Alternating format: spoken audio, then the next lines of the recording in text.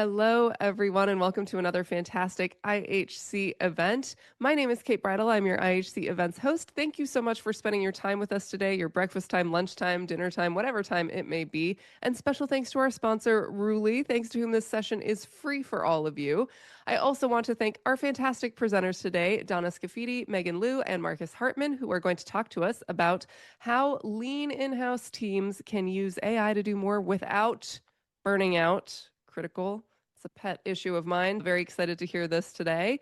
Let me know you can see me and hear me by popping into the chat. Introduce yourself. Feel free to use that chat to network with each other. This is our 49th event of the year, and I want to know, is it your first time with us, or have you been with us before? With that, I will stop talking and hand things over to Donna to get us started. Awesome. Thanks, Kate. And thanks to In-House Connect. Morning, afternoon to everybody. As Kate previewed, I'm Donna Scaffidi here at Ruli AI and joined with Meagan and Markus. And we're going to talk about how to run a lean but mighty legal team today. And can everybody see my screen? Okay. I just want to make sure everybody's able to see that. I think I'm seeing some head nods. Perfect. And so I'll do a quick introduction about myself and I'll allow Markus and Meagan to introduce themselves. So as I mentioned, I'm Donna Scaffidi, head of AI and legal innovation here at Ruli AI. I'm a former big law attorney, having worked at M&A, capital markets, and then went and helped to run public company work and governance at two public companies, where it was one of which was just a GC'd myself. And so talk about a lean but mighty legal team, right? And so that's a perspective that we're bringing in because we know that's the reality for a lot of legal teams out there. And I'll hand it over to Markus and then Meagan to introduce themselves. Hello, my name is Markus Hartmann, and Donna, my origin story does start with big law, but most recently I was a public company GC with a relatively small legal team. It was me and an assistant corporate secretary. And now I'm with Slingshot Aerospace, where I am literally lawyer number one. We have a couple of other paraprofessionals, but this topic is near and dear to my heart because it's a reality that I'm living day to day.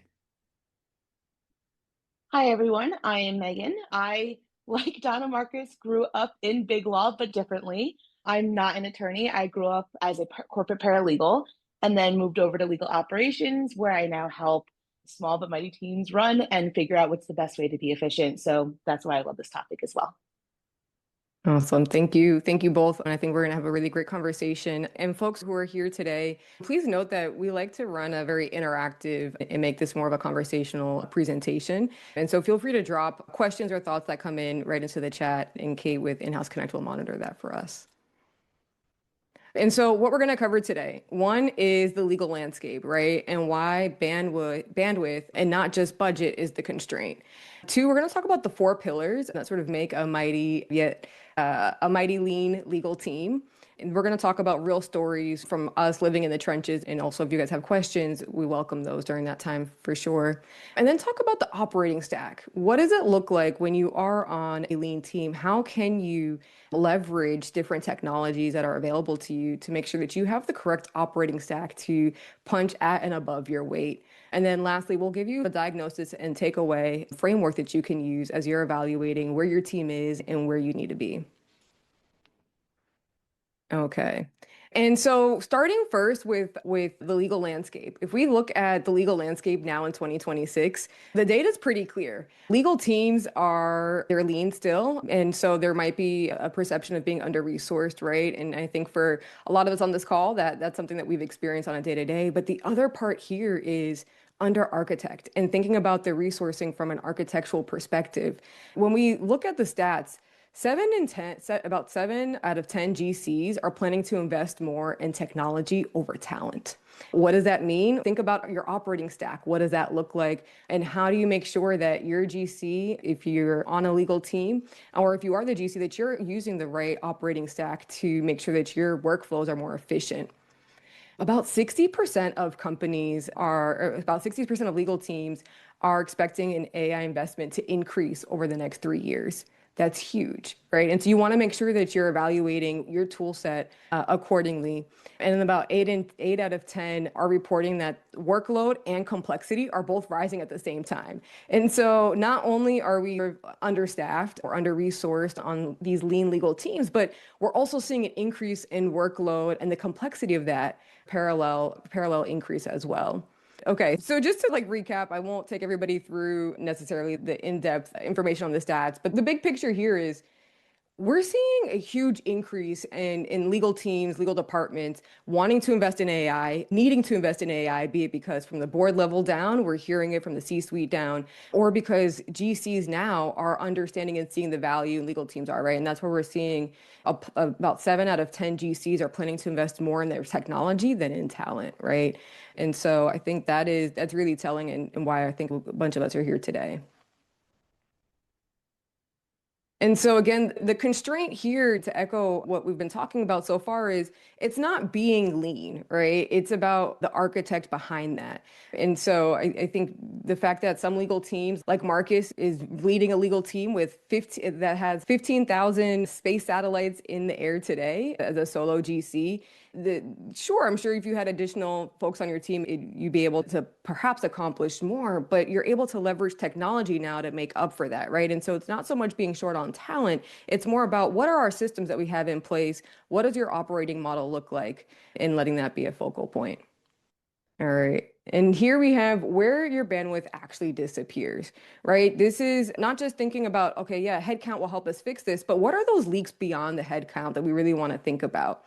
And so one of those areas is in the review process. There tends to be a lot of a bottleneck in the review process, be it a contract coming from the sales team or your typical NDA that's coming through that you've reviewed 15 times already this week. But every contract policy, filing, it's getting funneled through the same sort of 1 or 2 people, or if you have a lean team of slightly bigger, right? It's going through the same folks. But when there's no playbook, you don't have that architect in place, that means every review is starting from scratch. And so that's creating a bottleneck for you. I'd say that the next area is judgment, right? And it's staying locked in folks' mind, right? And when we have institutional knowledge that's just living with one person or with the people and not written down somewhere and not in a database or in a system that's able to store it, then what happens when teams shift and folks leave, that judgment is going out the door with that team member. And then the third sort of place where a lot of bandwidth is disappearing is for industries that are highly regulated, for companies that are operating in highly regulated industries, and even companies that are seemingly not as regulated, there's still regulations that all of our companies have to adhere to, right? Be it privacy or AI, depending where in the world you are. And so being able to react proactively helps you and the business stay ahead of the curve, as opposed to a reactive posture once a new regulation happens and the business is already feeling the impact of that. And I think maybe right here would be a great place for Markus or Meagan for you guys to share a little bit about what your experience has been when you're not using Ruli and you're able to feel the impact of that bandwidth and the leaks in those areas. When you're small, and that is that review bottleneck, if you're not using Ruli, an interesting qualification, Donna. But if we're going to go with that, then usually the next best alternative tends to be your inbox.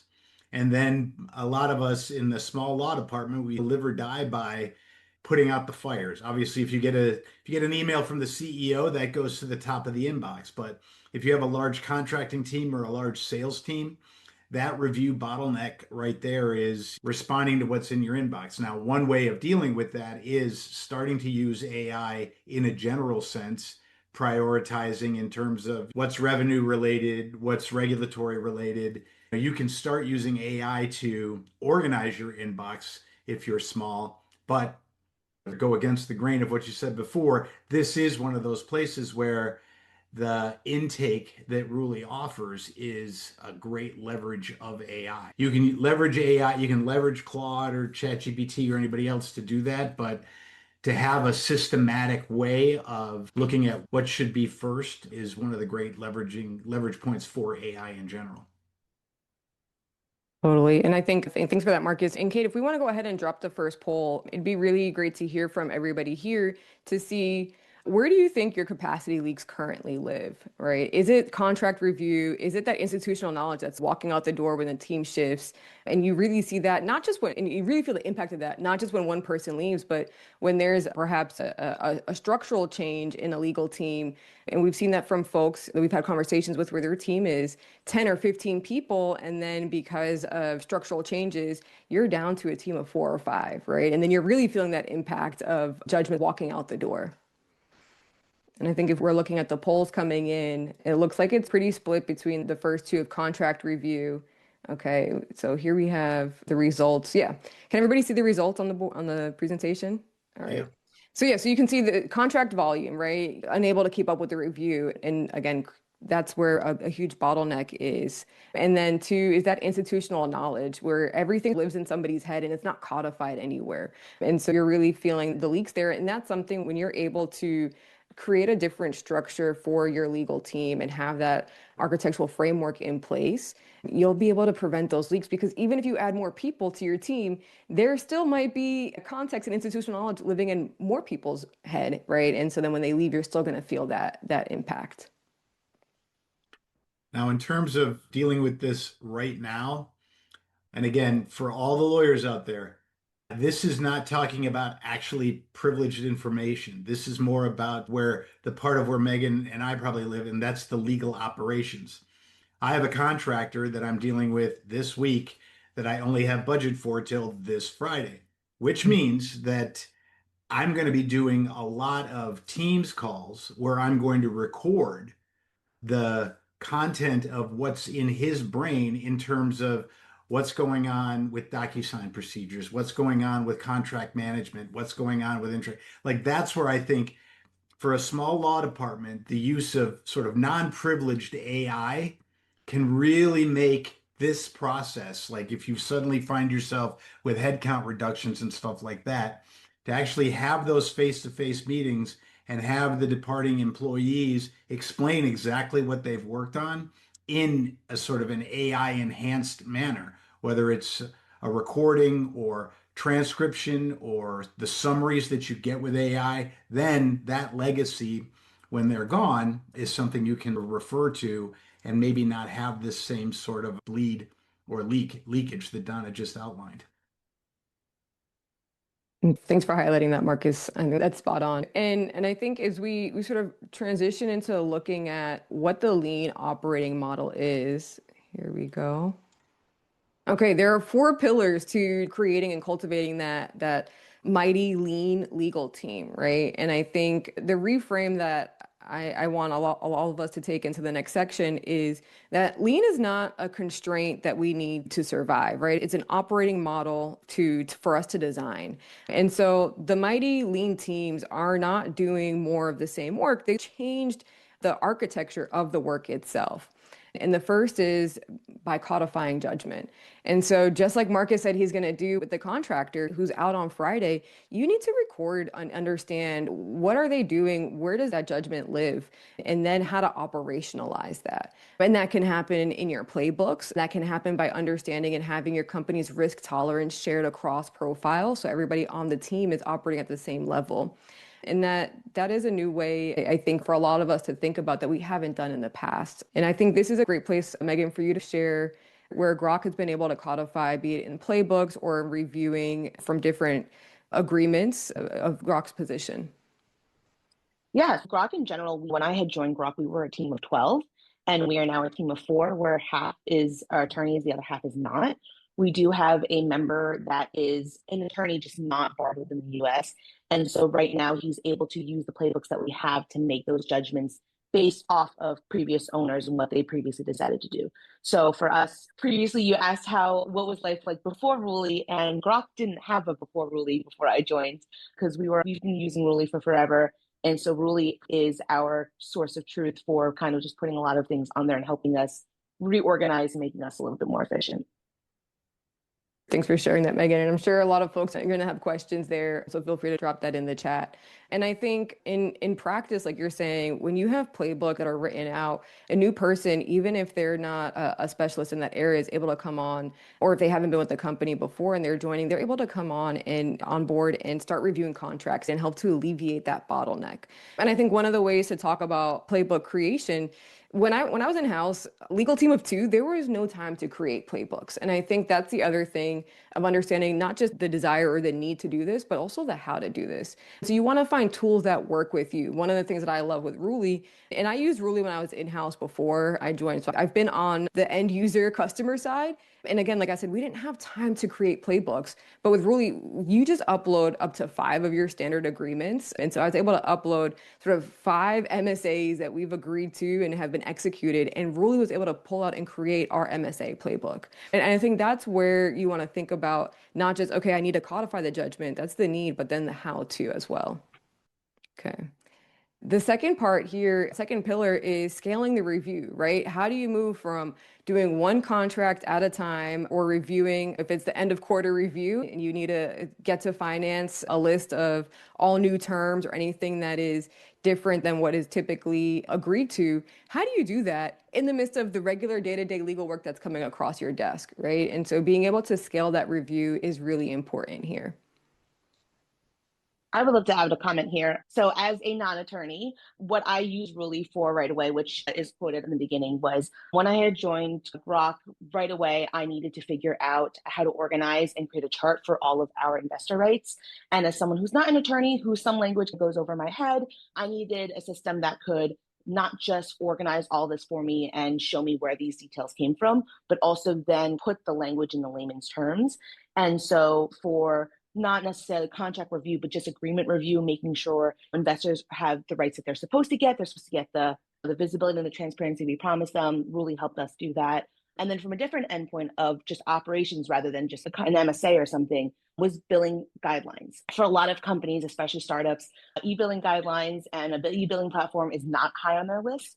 And so when I first started, I realized that we were paying law firms probably more than we should be paying them. And so we needed an e-billing system right away. I knew what the different parts I wanted to put in there. Really helped me just tee that up to make it a little bit more user-friendly, to make it a little bit more digestible for outside counsel. And then from there, they can also then use the e-billing guidelines that we've created and review it within our actual invoices that come in. We don't have an e-billing system at this time. So when an invoice comes in that is drastically higher than we expected, I can plot that into Ruli and say, hey, did they actually follow, and are we actually paying for what we should be paying for? And Ruli can say, based off of your billing guidelines, these are the things that we want to flag, and then we can go back and forth with outside counsel on those. So those are some scale reviews that are not traditional contract review, but stuff that was still very helpful with AI. Yeah, thanks for sharing that, Meagan. And I think that's you're giving lots of folks an idea of how to use AI outside of the traditional sense that is still very much a part of working on a legal team, right? And billing review is a huge one, especially when you're on a leaner team, right? There's a lot more areas of consciousness that we need to focus on, and billing being one of them. Well, what Meagan talked about also leads into, because one of the comments talked about, I need to expand my legal department. And it's funny, and they may be right, but the other thing that AI can allow you to do when it comes to the billing is over time, if you have 5 or 6 invoices or a year's worth of invoices, you're also going to be able to discern which practice area you're spending the most money on. And as a department head, there comes a point, there's a magic number that the conference board used to talk about. But by the time you look at $1 million in any one particular practice area, then you really should start asking yourself, can I save 50% of my budget with a full-time employee? A fully loaded lawyer at $250,000 plus benefits will get you to $500,000. And maybe that million that you're spending on outside counsel mathematically boils down to anywhere between a 30 to 45% profit margin for the outside counsel. At that point, AI helps you make the case to your CFO or your CEO, like, look, we've spent this much money on employment law this year. Maybe we want to bring somebody in-house to work at HR, and I can save you that money and not completely eliminate outside counsel for employment matters, but really minimize those costs. So that's another sort of a guerrilla way of using AI to look at those invoices and really come up with what your department's spending money on when it comes to legal invoices. Yeah, thanks for that, Markus. And I think that's a huge place when we think about, again, then we know that this is one of the pillars, right? Scaling that review and leveraging AI to do that. But then also, what are the downstream benefits, and being able to analyze spend on an annual or even retroactive scale and then make changes to your team, to your design, to your workflow accordingly is a huge benefit. And the third pillar to focus on here is building institutional memory, right? We gave some scenarios, and Meagan talked about having a team of, I think you said 12 down to 4, right? And so what happens when team members leave, right? The institutional member, like Markus is experiencing now with his contractor that's going to be gone starting Friday.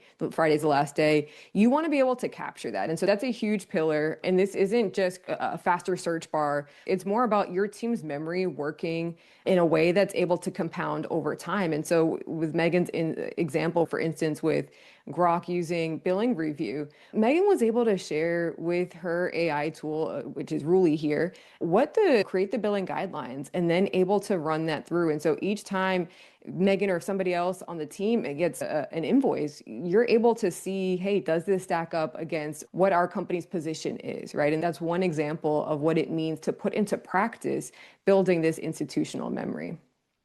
And Meagan, I think you shared an insight of when you guys, I think, were forming a Japanese entity during the entity formation time. And we'd be curious if you're able to walk us through what that experience was like, having leveraging AI that understands your company's position, but also is rooted in primary legal sources that you're able to trust, even though you're not a practicing attorney.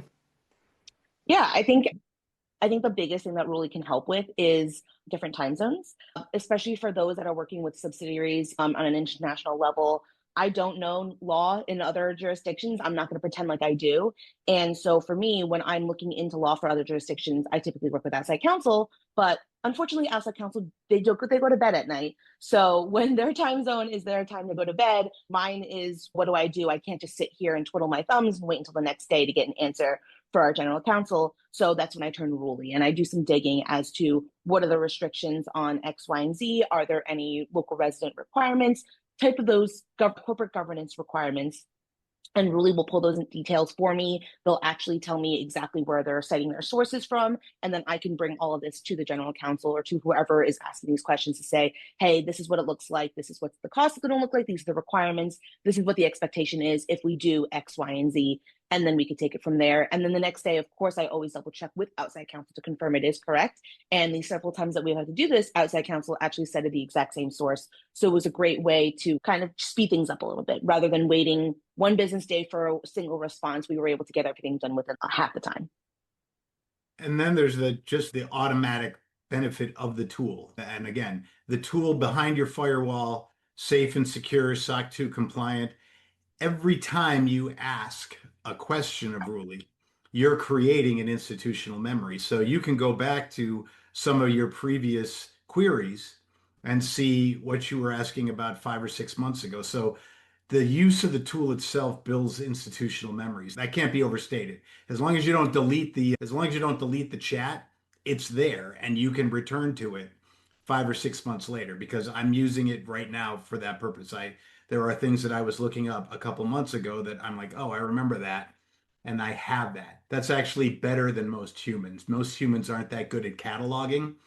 Ruli automatically catalogs until you delete. Yeah. And you can also ask it to then use that institutional memory that they built to create a playbook for you. So I always like to create governance handbooks where in every jurisdiction, there's going to be a bylaw, there's going to be an incorporation, certificate of incorporation, but what does that look like in each jurisdiction? And Ruli can then, all of the questions that I've ever asked on those corporate governance questions can build that playbook for me, because I like to do something called, it's a little bit morbid, but it's called the one bus rule, where if you were hit by a bus, would the company be able to continue with the knowledge that you used to have? And so by having these types of playbooks, it passes the one bus rule. I know it's morbid, but that's what's in my brain when I think of these things. And I think that's spot on, right? That's what we're trying to get at and understand, right? Is if you were to leave the company today, be it because of maybe you took a bus somewhere as opposed to the example, but nonetheless, right? Can the company continue? Can the team continue? And I think that framework is exactly what it means to have institutional knowledge grounded and institutional memory grounded in your company and leveraging that judgment. And the fourth pillar here is staying ahead of regulatory change, right? What does it mean to be proactive about regulatory shifts before the business asks about it, right? And I think one of the really amazing aspects of using a purpose-built legal tool like Ruli is where you can have compliance that's this continuous intelligence and working in the background for you, right? And compliance here of regulations, because then your team isn't blindsided by a new rule that that it just wasn't aware of. And so when you have regulatory monitoring that's done by hand, it's nobody's full-time job because perhaps you're on a lean yet mighty team, right? It tends to be really reactive based on what the business is saying. But when you have a sort of this agentic scanning that's tied to your specific jurisdiction or tied to your questions and to your risk areas, then you're able to leverage the right AI tool to be proactive in tracking the legislative or the regulatory change or enforcement. And with Ruli, you're able to have that delivered on a scheduled cadence that you set, weekly or monthly. And then you can share that impact and analysis with the business. And I think, Markus, there's some really cool examples here that you have, particularly because you're in the defense contracting space, right? Again, the regulations are changing almost in real time.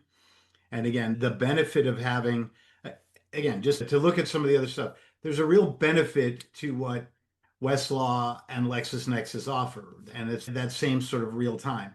But they're not necessarily married to your data and your contracts.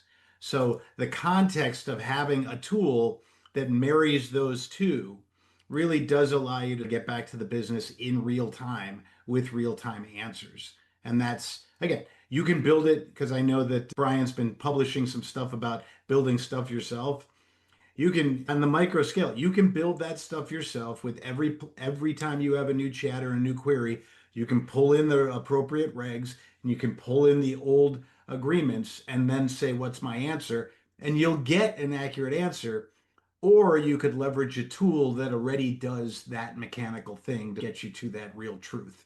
So that's why it's leveraging AI, but also leveraging AI in a structural way with your own data to create your own intelligence. So regulatory change happens all the time. It's how does regulatory change impact me and my business, which is the more important question. Yeah, I think that's spot on. Thanks for sharing that, Markus. And again, understanding not just how does the regulatory change impact me in my business, but also being alerted to it before the business is, I think is a real advantage, right? Then you're able to be proactive and not just reactive to the business saying, hey, we're looking to move in this direction. And that's when, again, legal is able to be leveraged as more than just a cost center, as we tend to be told in-house, right? And you're able to be that true business partner because you're sitting on top of not just the regulatory change, but understanding the impact to the business.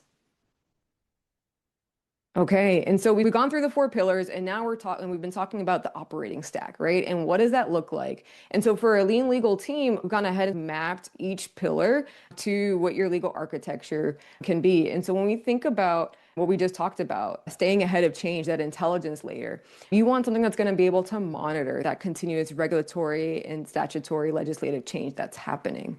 When we talk about the institutional memory, right? The one bus rule for Meagan, I think that's the memory layer, right? And you want to have something that not just captures your memory, but also a place that can store your knowledge, a knowledge base, for instance, right? And think of that as both the queries that you put in, as Meagan and Markus talked about, but also does the tool that you're using, does your operating stack also capture your company profile, your company's risk tolerance? That's when you're able to get the answers to your queries tailored to your company, to your position.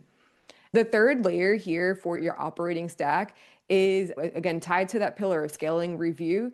You need something that has different review layers and allow you to review at scale. And so at Ruli, we have a tool called Data Grid. And you can, and I think this is what Meagan talked about reviewing when she had 40 plus agreements to go through and understand all their positions. Can you throw in, with Ruli can do 10,000 agreements at once and go ahead and review all the terms and provisions that are really important to you, and being able to have that as one layer of review. And then also when you're reviewing commercial agreements in Microsoft Word, having an operating stack that allows you to have those red lines and reviews rooted in your playbooks, your company stands, right? That's how you're able to make sure that all the information coming to you is not just generic, but it is really tailored to your company's position. And then the last here is, how do you codify that judgment? That's the judgment layer, right? Because as Markus is doing with his contractor, who will be gone by Friday, he's taking the memory, creating that memory layer, but then you need to codify this. Where do you put this, right? And like Meagan did with the billing guidelines, you can create a playbook for this. You can create your team standards. And then what you're able to do is leverage when you have a purpose-built legal tool or platform, you're able to then leverage the chat, the assistant, or the other tools cross-functionally to make sure that your judgment and that memory is being codified in your future contracting. And I think one of the things that we can do here is see this in real time. And so you've seen the framework, now we're going to go ahead and show you what this looks like in action, and we'll give you a walkthrough of the Ruli tool. And this is something that's purpose built. And so I'm going to stop sharing my screen. Let's see if we're able to do this seamlessly. Here we go. We already have a question, Donna, if you want to take that yeah. while we transition here. Perfect. Yeah, Jeffrey asked, how does Ruli create the automated alerts? Are we using tags to alert the regulatory changes? That's a really great question. It's something that I will show us here in right now, actually. I'll bring up our monitor alert first. So thank you for that. Let's see, share. Okay, can everybody see my Ruli screen? Yes. Yes. Okay, awesome. All right, it's working. Okay, to that question about monitoring regulatory alerts, we have a feature in Ruli called Monitor, and you literally just put in the context of what you're looking for, and Ruli goes out and searches everything. So having ran public company and corporate governance, I'm always curious about what's happening in the SEC, what's happening from a securities regulatory development. And just last week, the SEC is proposing cutting out quarterly or 10Qs into semi-annual reports. So I think it might be a 10S to be determined, but Ruli notified me of this, right? And if I'm at a public company, this is huge. And so what you can do is come into Monitor, and we have lots of different reports that we're tracking across the team, and you can see that it's in a team function. So if somebody else on my team is tracking something that I'm interested in, I can come right here and see what's being tracked, what that topic entails, or I can create my own topic, right? If there's anybody who's curious on a particular regulatory topic to track, drop it in the chat and we can do something a bit live. But I'll just do, for the sake of time right now, on AI regulations globally. This is by no means a prompt engineering 101 course. And with Ruli, you don't have to be a prompt engineer. You can literally just put in plain language what you're looking for, hit magic prompt, and Ruli will create a more robust prompt. And why does that matter? Because what you put in, if you put in something more robust, then your output will be more comprehensive. And you can see here we have our regulatory topic. And I like a weekly cadence. You could drop it to monthly, but that's how, to the question earlier, like how is Ruli monitoring and then notifying you? Ruli is running this on a weekly or monthly cadence, whatever you choose, and then going ahead and notifying you. And you can connect policy files directly so that way your response, or rather the response from Ruli, is tailored to your company's position. So if we had policy documents perhaps on AI policy or privacy policy or anything that would impact AI usage, I would go ahead and connect our policy files here. And then I want to bring in our company profile so that way all of the response from Ruli that it goes out and finds is tailored exactly to our company. I do want the email notifications to come right to my inbox so I'm aware before it even happens. And then I can go ahead and add any user from our team here. And then you add the topic. And so what it does is it will spit out a report that will look like what I was just showing you earlier. We'll go ahead and we can click any one of these topics. I really like the SEC one since it's so fresh and there's new changes happening here. And while I'm loading this, I think Markus and Meagan, have there been any maybe monitoring reports that you all have used or that you would recommend being on a leaner team? Well, I know it's not applicable to me right now, but there's some significant changes for public companies at the SEC level right now. So I'd probably, if I were still in a public company seat, I'd have the SEC alerts on speed dial, or I'd have them programmed into Ruli to let me know. Since again, right now they're contemplating going to semi-annual reporting from quarterly reporting. So for those of us who've worked in that work stream, that's a big deal. I actually think it's going to cause more work, but it's still a big deal worth monitoring closely. Totally. And one of the great things with Ruli here is Ruli is also giving you the primary source or the secondary source that it's pulling from. And here you can click in monitor report, you get all of your sources right here that you can click right into to make sure that you're not putting your license at risk and that all of your information is grounded in truth, which as we've been seeing, I think anybody who's following AI in the legal space knows about or has heard about AI hallucinating, which is just AI making up information that sounds really great and you think is real. And so I think for me and for those of us in this room as legal professionals, making sure that we're able to not just see the update, but know where the update is coming from, knowing the source of truth of that update by seeing the citation is really important and helpful. Okay. And the next place we're going to see Ruli in action, again, this is the regulatory intelligence layer.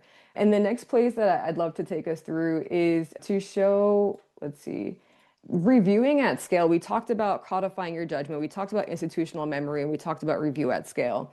And I think leveraging data grid is one of those areas where you're able to really have that review at scale. Again, this is a place where you can drag and drop in 40 different agreements like Meagan did at Groq and see all of the provisions or columns that you're interested in tracking.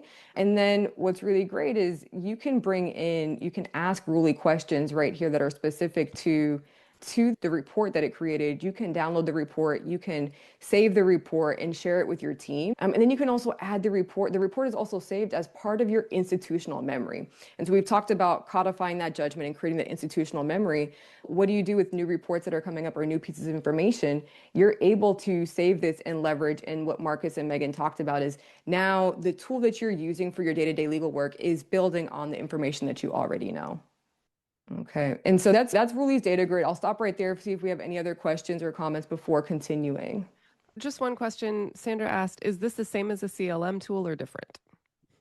That's a really great question. So it's not a CLM tool in the traditional sense. I think there are ways, having been on a lean legal team, I think there are ways that other tools that are not purpose-built CLMs can be leveraged as a CLM. I think it really depends on what you're looking for. So Ruli is not a CLM, and this tool is not that, but what you can do is you can upload all of your contracts, all of your agreements into knowledge base. And what you're able to do is then you can ask Assistant about it. You can upload in data grid. You can create any sort of template. So thinking about CLMs, one of the cool things that I know I would use the CLM for, or a tool like it is for the auto renew analysis when finance is coming, knocking on the door saying, hey, what are the auto renews? When is that coming due? You can use a template data grid or build your own, upload 10,000 documents that you either drag and drop from your desktop, or you can connect Ruli to your Google Drive, to your Dropbox, to your Box, whatever sort of that integration looks like, and then create your own reports, query the information, find the information from your contracts there. So it's not a traditional sense of a CLM, but I say that there's other ways to leverage Ruli like you would leverage a CLM. And then coming soon is our contract lens, which is going to be a contract repository. It's here in beta if you see my screen, which is it's your contract repository. And that's going to function a lot more like your CLM feature where you have all of your contracts in one place and you can query literally just plain language based on that particular contract that you're looking for or overall agreements. Does that answer your question, Sandra? Hopefully, yes. She hasn't responded yet. Okay. All right. Perfect. Yes, she said yes. Okay, cool. All right. And so that's a quick overview of what it looks like to have your continuous legal intelligence platform working for you and having those 4 pillars of what we talked about that makes a lean yet mighty legal team at play. And I'll pause right there to see if there's anything else.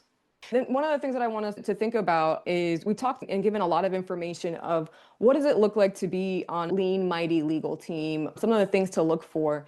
And I think when I'm thinking about, okay, how does this apply to me? I created a diagnostic framework that you can use to say, is your team lean but functioning and leveraging the AI tools and tech stack that's out there and available? Are you being stretched thin? Things of that sort. And so here, we have this is Meagan's 1 bus rule. So as Meagan explained, if your best attorney left tomorrow on a bus to a remote island vacation, would your playbook survive, right? Would your review survive and what that looks like?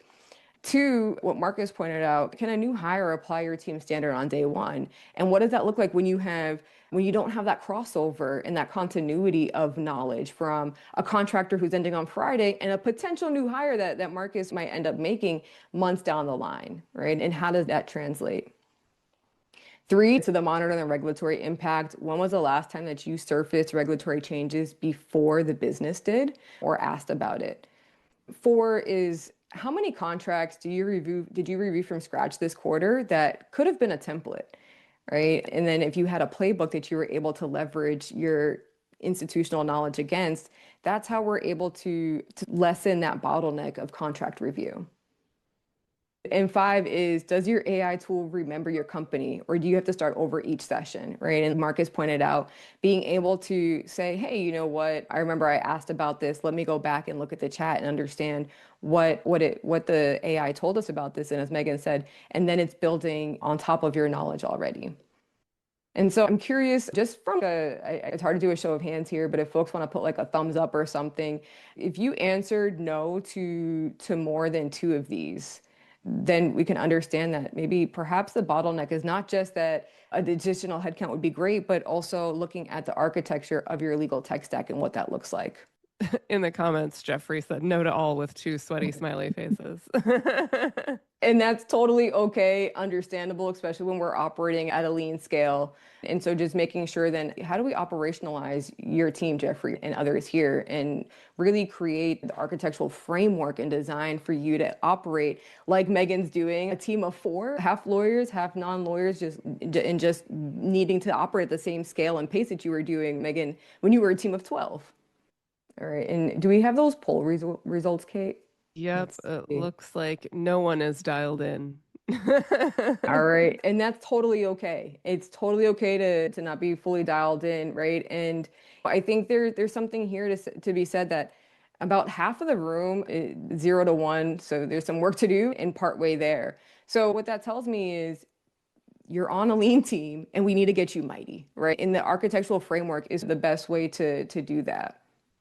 Okay, and so then when we think about the takeaways from today and what does it mean having that sort of diagnostic reality and hit you, right, of understanding where you and your team are right now, I think there's 5 takeaways. And one, the problem, as we're seeing, is not just a headcount issue, right? That lives by itself. A real underlying root of this is the architecture.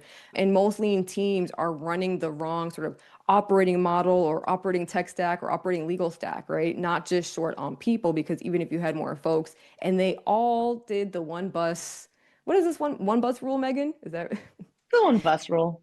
The one bus rule, right? Even if you had a team of 12 and everybody took one bus on a vacation, that's the way we're going to frame this, then the operating model would still crumble, right? It's not just about increasing headcount. It's also understanding what is the architecture behind our team. 2 is scaling or codifying your judgment that scales, right? Being able to scale, I think, is the leverage point that most teams miss out on, right? When you have portfolio scale review that you're able to make from, I don't know, probably weeks at a time that you were doing down into hours, that's how you know that your review is scaling and able to, like Meagan shared, turn a review and use of the tool plus your company's knowledge and get an answer within a day as opposed to waiting multiple days for turnaround. And when we talk about codifying judgment that scales, it's also understanding how do you leverage playbooks and different tools to make sure that you're able to still operate at a 12 or 15 person legal team, even if your team's a bit leaner than that. And I'd say 4 is non-attorneys are force multipliers. Like Meagan, your story of the way that you've been able to look at billing, right? Or even be able to move legal positions forward for the team is huge. But as you shared, like having the right tools, I think is what unlocks that ability, right? And making that possible without needing to spend extra on outside counsel. And when we think about architecture that compounds, right? Your team it's investing in operating structure today to handle 3 times the volume in 12 months without that headcount increase, when you're able to create the right tech stack or legal stack for you and your team. And I'll pause right there to see if Meagan or Markus, are there any other takeaways that you want to add for folks here or add to what's been shared? My only takeaway is that just think of it as a creative process. I think a lot of times we get into just looking at AI as one thing, but sort of Megan's contributions and everything else from that first email you open up in the morning to matter intake, in addition to the legal analysis, hallucination risk, and everything else that Ruli does good, there's plenty of other things that people don't realize that AI can help with. And again, I think Ruli is one of those good fundamental platforms that you can capture all those different ways of leveraging AI in one place and use it later. Definitely. I do also think that a legal specific AI makes a huge difference, not just in helping with drafting, not in just helping with understanding certain language, but even creating something like a compliance calendar. It used to be I'd have to Google every single state, what filing. Everyone knows Delaware's filing, but not everyone knows Kansas annual filing, and really can help create a compliance calendar from there too, which is hugely helpful. Thank you both. Yeah, those are really important takeaways. And we're coming up on time. And so some of the things to think about what to do next. One, we can continue the conversation. I host weekly office hours with Ruli, and every Thursday, 2:30 to 3:30 EST. You can book a strategic walkthrough of what does it look like, to Megan's point, to have a purpose-built legal tool that understands you and your company. And then obviously you can reach out directly. So before we part ways, we can continue to open up the floor. Markus, Megan, and I are here and happy to answer any questions in the next few minutes if there are any. We did have one more question, which is from Diana asking, I assume Ruli is designed more for the US headquartered companies, but not EU ones, correct? So that's a really great question. And no, actually, Ruli, we have primary sources of EU and UK laws, regulations, the actual statute, the actual text itself. And we're continuing to expand jurisdictions. And so that's a huge benefit. It's not just US based at all. Fantastic. Yeah, if anyone else has questions, let them come. Oh, here we go. As a lean in-house, asking about costs. Is it flat rate or per user? And then they had another, we got a few questions now. Okay, all right, keep them rolling. We'll take it one at a time. Yeah, and so in terms of cost, I think that's something based on your team needs that we can discuss. I think you'll find, to Markus's point, having a purpose-built tool, you're able to operate as if, even as a solo GC, Markus, you're operating like you have a 3 or 4 person legal team. And again, without getting the specifics of costs, what I would encourage as somebody who's been in this space for a while, look at some of the other things out there, and you will be pleasantly surprised. And I'll commit the cardinal sin here. You're going to be pleasantly surprised if you compare Ruli to Harvey or Luminance or a lot of these contract lifecycle management folks that have slapped AI like some teenager putting fenders on their Pinto. If you compare it to the alternatives, I think you'll be pleasantly surprised. And I would encourage anybody who's looking at that, look at the other vendors, look at the other capabilities, and then do a cost benefit analysis. And I think you're going to find out that Ruli will come out ahead.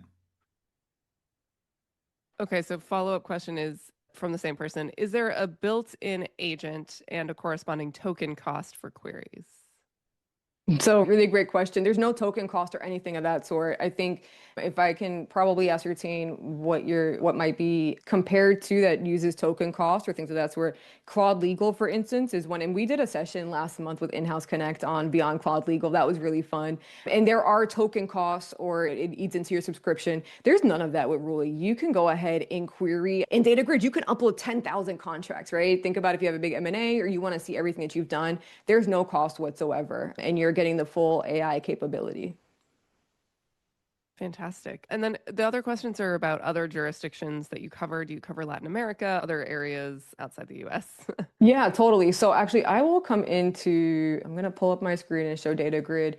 What's really cool with Ruli, so there's two things. One, we keep our own legal database of primary sources. That's the actual text of the statutes, the laws, the regulation, the directives for friends across the pond in the EU and UK. We have the actual statute of those primary sources. The other thing with Ruli is you have access to the web. And what does that mean? You can turn on your web query and go ahead for monitor. For instance, I was able to monitor regulatory reports in Brazil. I used to do cross-border Latin America M&A deal work in Brazil for a lot of reasons, was a focal point. And so I also create a monitor report that monitors Brazil regulation. I can get it in Portuguese. I'm trilingual, so I'm able to understand it. But we did this during one of the demos last month of you can also ask Ruli to then go ahead and translate it into English or whatever language you're looking for. And so to answer jurisdiction, like agnostic, we can cover jurisdictions across the globe. And we're continuing to grow our primary source database with primary sources right now being US, UK, and EU, but you still have access to Latin America, for instance. Fantastic. And I'm just curious, this is my own question. How are you finding, like, how accurate are you finding those translations to be? Because especially as a trilingual person, you can actually look at them and say, oh yeah, that doesn't actually mean. Yeah, no, it was 100% spot on. I didn't have to be like, oh yeah, this is the direct translation, but really in context, it means this, right? It was very spot on, which is, I remember before having to go through and retranslate things, which is time consuming in and of itself. But no, the language was perfect. Fantastic. We haven't had any other questions come in. Any other final things you'd like to say, Donna, before? Oh, wait, there is another question. Sorry.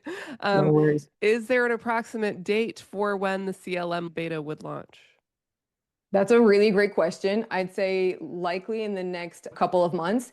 Stay tuned. And if that's something that you're really interested in, shoot me a message. You can scan the QR code or shoot me an email or on LinkedIn, whatever is easiest for you to connect with me. And we can talk about that. Okay, go ahead. If you have any last any last free. Yeah, no, I think just want to thank our awesome panelists here, Markus and Meagan. I think you guys did a really incredible job of being able to share with folks in this room the real life implications of what it looks like to have the right legal tech stack and using a purpose-built tool. I think just like when I was in-house, I want to hear real life use cases. And so I just appreciate you both sharing your experience. Absolutely. Pleasure. And thank you, Donna. Yeah, thank you to all three of you. We really appreciate you being here. Thank you to Ruli again for sponsoring the session. Thank you to all of you for attending. We appreciate you showing up, hanging out, asking thoughtful questions as always.